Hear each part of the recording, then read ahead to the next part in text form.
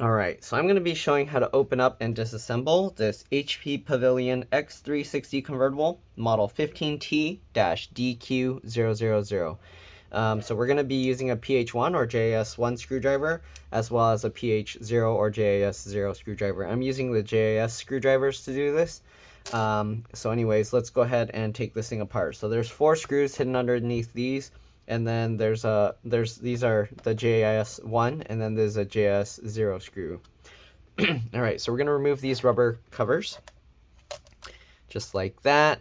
It's going to be a little bit more difficult for you. I actually removed these earlier, but for some reason my phone keeps stop recording. I don't know why, so I restarted this. I might end up, if it restarts again, I'm going to just basically continue where I left off and stitch the video together.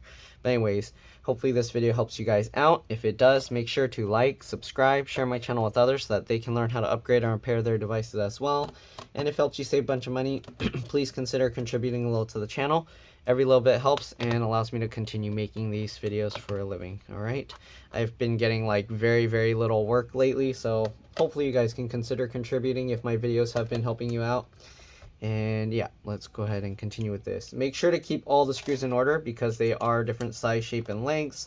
Alright, if you're not sure and haven't seen my other videos, I do that by putting them flat side down like that on my desk in the pattern I remove them. So you basically have 2 here, and then I put like 3 in a row there.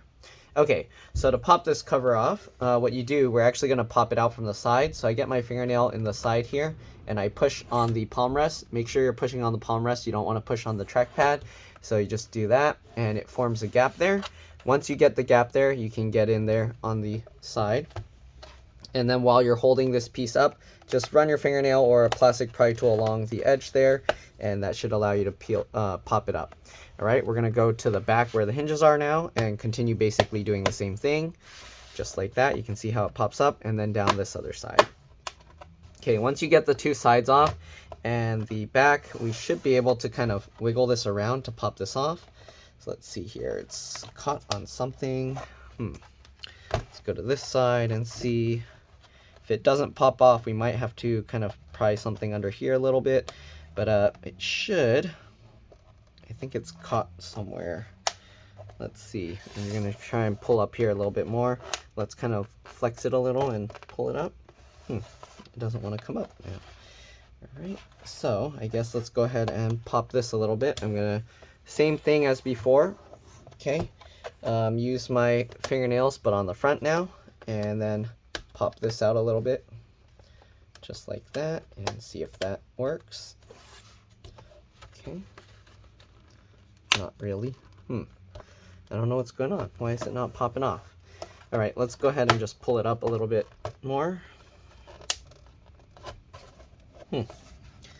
That's strange.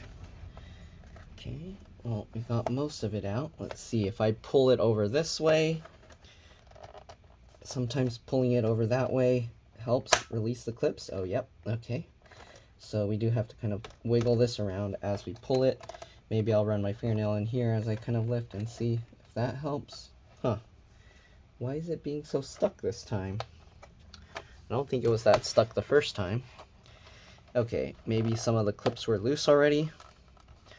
So I'm going to run my fingernail in here and try and pop this up. Wow, it's stuck in there real good. Okay, actually I haven't popped this completely off the first time. So let's see, we'll stand it up this way. And it looks like there's some clips going along here that don't want to come out. So let's try and go this way and get my fingernail underneath and see if I can pop it out opposite. Oh yeah, I can. There we go. Okay, so I'm pushing with my thumb here and pulling with my fingernails here. And some of the clips came out, but not all of them. Okay, now we can kind of wiggle this a bit more to help. Looks like it's kind of working. Not 100%, but it's working. Okay, work our way down more, and there we go. Okay, so I had to push with my thumb and pull up with my fingernails like that, and also slide around here. I don't know why, but this cover was super difficult to remove. Alright, anyways, now we got this bottom cover off. Here you go. That's what it looks like. You can see the clips here along the edges and all the way around here. Okay, also there's magnets here, 2 magnets. Okay, so keep that in mind. Don't accidentally get the screws stuck to it. Okay, so next we're going to look under here. We got the wireless card. I'm not going to remove this, but like every other model, there's one screw, pops up at an angle, and you can pull it out. There's one antenna. If you're going to pull it up, you pull up from the tail of the antenna and pop it out that way. All right, DC jack charge port is right here. It is underneath part of the hinge. So to take this out, you do have to remove these screws holding the hinge in place. There's 3. Then you can lift the hinge up. If you can't lift the hinge up by hand, what you can do is open the laptop slightly like this, okay? Undo the screws and then slowly, carefully close it, and the hinge will stay in the opened up position. Then you can have more leverage to pull it open. LCD LVDS connectors right here. If you're gonna mess with this, make sure you disconnect the battery first. Let's actually do that. I'll show you how. We are going to be switch back to a PH1 or JS1 screwdriver. Keep in mind that when you remove the battery here, it also acts as the BIOS CMOS real-time clock battery. So if you do that, you're going to lose, the BIOS settings are going to reset. Okay, so keep that in mind. All right, and then you're going to have to when you boot up the computer, it takes a while to start back up after that happens. All right, so we got 3 screws along the top. There's 2 here and then 1 over here. All right, and then we got 2 screws at the bottom, 1 on each corner. Okay, it looks like those are all the screws. Again, keep them all in order. All right, to remove the battery, we'll go over here. I get my fingernails under here and then just pull it straight up. Here you can see the battery model number. Oh, is it caught on something? Oh, there we go.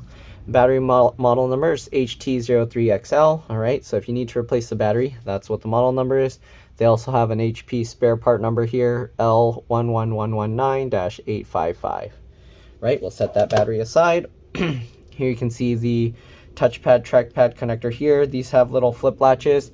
You basically flip this up, then you can pull the connectors out. I'm going to leave them in place because all I'm doing is the RAM and SSD, hard drive to SSD upgrade. Oh, the customer actually has a slot here. I don't know if this supports PCIe NVMe. If it does, that might be the better option actually. So I'm going to actually put a PCIe NVMe SSD in there, and if it detects, I'm actually going to clone directly from the hard drive to there, and then the customer can use that instead. All right, because that'll be a lot faster. And then this hard drive, I'll probably just make it as a backup storage and just leave it in there. Or maybe I'll disconnect it and just leave it inside as backup, because sometimes if you leave a bad hard drive in, it'll slow the rest of the computer down, so you might not want to actually leave it in there. All right, there's a connector here. I guess some models have a fingerprint sensor, but this one doesn't have that. All right, I'm going to show you how I install this drive later. Keyboard connectors right here, keyboard backlight connectors here. The keyboard is held in with melted plastic, so if you want to replace it, it's better if you replace the whole palm rest assembly. You can take the touchpad, trackpad out. There's screws holding this bottom piece in, and then there's 3 screws holding this top piece in. All right, you got this connector here, the headphone jack, as well as the power button board. So if for some reason this isn't working, you can replace the board or the cable. Fan connectors here. With this, you can grab this connector and kind of just wiggle to pull it out. I'm going to leave that in place. There's this cable running underneath to the bottom of the motherboard for the 2 USB ports here. And then this is a speaker right there. All right. Speakers connect with this cable, and it's actually a whole bar, the other speakers over here. Okay, so let's go ahead and take a look at the RAM. CPU is underneath here, soldered in place. GPU, sometimes they would mount here, it looks like, because you can see these little solder balls, but there's no external or extra GPU there. All right, if I didn't mention already, wireless card is right there. And then there's a small cable here, which it goes into the screen, it looks like, most likely for the camera and the microphones, possibly for the touchscreen, but I think it's just for the camera and microphones. All right, so the RAM is under here. I'm going to just get my fingernail underneath the corner of this and pop it up, just like that. We're going to go to the side over here and pop this up as well. Be careful because the fan connector is attached to it, and then there's also these cables. I guess let's disconnect the fan connector. So I'm going to use my fingernails at the wings and just kind of wiggle it and pop that out. There we go. Do I actually need to take this out? Actually, I probably could have just taken the tape out because it's still attached here. So I'm going to grab the tape and peel this off. Okay, wow, this tape is holding way too strong. It's just tearing itself. Okay, well, we're just going to tear that, I guess. Okay, we're going to flip this backwards. So here you can see there's 2 slots for RAM. We're going to pop this one out. You pull those 2 tabs to the side, it pops up, and then you can slide it back. This is an 8 gig PC4 2666V RAM. You can use any PC4 2666V RAM, should be fine. But yeah, this is an 8 gig stick. So I'm going to, the customer bought this 16 gig RAM. I think they actually have, oh, they bought the wrong stuff. So I'm going to have to tell them because they bought the wrong RAM. This is a DDR4, this is DDR3, so they actually can't use this RAM on it. So I'm gonna have to tell them that. I guess we opened all of this and we don't even have the right parts. I'm gonna flip this back down. I didn't realize they bought DDR3 RAM. That will actually be a good thing for them because DDR3, like higher capacity RAM, is more expensive than DDR4 RAM because not as many people have it. If you plug the fan in, make sure you plug it in right. The red wire is closer to the RAM and the blue wire is closer to the fan. There's a yellow wire in the middle. All right, so we're gonna make sure to plug that in. Make sure the cable, the connector is going in straight, and then just pinch it together like that. All right, and then we're gonna stick this back on. I need to let the customer know that they need to get the right kind of RAM there. I'm gonna go get a PCIe NVMe SSD here real quick, and then we're gonna put this thing back together. So let me go ahead and do that, get the SSD, and I'll be back. See you guys in a bit. All right, so I got an SSD here. Let's go ahead and plop it in. Looks like it's using a PH1 or JS1 screw to hold this. It's nice they included the screw. A lot of times they don't include those. So we're just gonna put this in at an angle like that. Okay, then we'll lower this down and get the screw in. Make sure this SSD is in all the way, okay? And then we'll tighten that screw into place. There we go. All right, so now we got the SSD installed. I was going to replace the hard drive with a 2.5-inch SATA SSD here. If you want, you can actually, you flip this latch up, then you can go ahead and pull this out. And after you remove this cable, you can actually lift the hard drive out like this and transfer this rubber sleeving over. It looks like you pull it out. Okay, it has little rubber nubs here to hold it in place. So that's how you can transfer this rubber piece over to the new hard drive or SSD. You do have to untape this piece here. I'm going to leave that in place again, and then you can pop the SATA connector out. But let me show you a little bit of it. Let's see if I can do this cleanly. So we're peeling this thing up. And then basically I get my fingernail in this little gap where the connector is, and I pry it out just like this. You can see it's coming out. But because this one's taped in, I don't want to mess around with that because if it's working, it's working. I don't want to mess around with that. Again, I'm probably going to just leave this disconnected when I actually complete the install. But for now, I'm going to leave it connected so that I can use this to clone it instead of using the adapter, since this will be a little bit less work. So I'm actually going to leave it like this. To put it back together is very simple. Okay, I'm going to confirm because sometimes these slots only support M.2 SATA hard drives or SSDs. This is a PCIe NVMe SSD. I put that because it's faster. All right, and then let's see. We're probably going to have to plug it in since we disconnected the battery. Let's go ahead and see. We're going to get the battery back in. Just line it up with those posts. Line that up and then push that down. Okay, let's go ahead now and put back those screws. The hard drive, technically, you don't have to remove the battery to disconnect that. It's not really too risky to do that, but if you want to be extra safe, you can disconnect the battery and hold the power button before removing the hard drive cable. It's more for like if you drop something in here. The most important thing if you're going to remove stuff without removing the battery is to make sure you're not touching this LCD LVDS connector. If you remove that without disconnecting the battery and draining the power, there's a very good chance you're going to end up frying your motherboard, the backlight circuit, your the cable here, or even your screen. Okay, so we got all the screws back in for the battery. We're going to put this cover back on. All right, just click everything back down into place. Okay, the rest of this is pretty obvious. I'm not going to put the rubber things back on yet because since we're going to have to take it back out again. Well, I guess let me just put it all back together and then I'll just take it out a second time. And then I have special software I use that I can clone the hard drive on boot without actually booting up the computer like into Windows. But for most people that they wouldn't have that software because it's an expensive software. I do have a video with a free software that you can do essentially cloning the drive. Not exactly the same because this one I can copy over the hard drive ID and stuff. But yeah, I have a link to a video, or I have a video where it shows how to clone the drive. So if you need help with that, just let me know.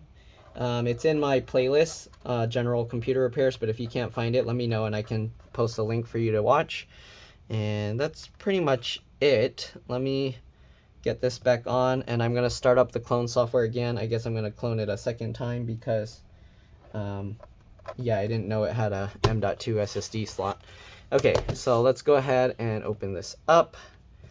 Okay, then we're gonna power this up. I have this USB bootable thing with the software that I was talking about, so we're gonna plug that in, power this up, and to boot it into an external drive, you press F9. If it doesn't boot from the external drive, you might have to you might have to go into the BIOS. I believe it's like if you press the escape key, it will tell you what key to press. I think it was like F10 on HP laptops. On some computers it's F1 or delete. Some it's F2, but I think HP's, if I remember correctly, is F10. Okay, so the computer is lighting up, or the power button. Oh, here you go. Because we removed the battery, as you can see, it says that the BIOS CMOS basically was reset. There you go. So we're going to press enter to boot. And then I'm going to be pressing F9 to load the cloning software. I'll plug this back in. So I'm pressing F9. Once it boots up, hopefully I can boot into my USB. It's taking a while to boot. Oh, I might have to actually go into the BIOS again because it might have turned secure boot back on. So it might not boot from my USB. It might need to disable the secure boot, but I'm going to boot from my flash drive. And let's see if this, yeah, see, it's telling me it didn't boot because that didn't authenticate. So I'm going to restart again, or actually F10. We'll press F10. It goes to the BIOS. We're going to go to boot options, secure boot, and we're going to disable that. Okay. Then we're going to exit saving changes. It's going to tell me to type in some code to reset it. So we'll wait for that. Okay. It's restarting. Come on. All right, enter 5178 and press enter. This is so you don't accidentally turn off secure boot. Now I'm going to press F9. Oh no, it's going to already boot the OS. So I have to wait till that finishes booting, and then we're going to restart and boot from the USB. All right, so let's wait for that.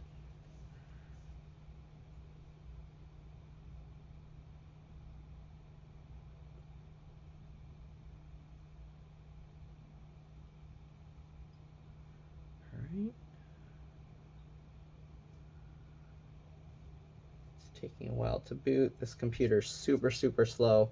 Maybe I should just pause the video or stop it. I don't know. Yeah, I'll pause the video and I'll be back. I'm going to restart the computer again and then we'll do the boot.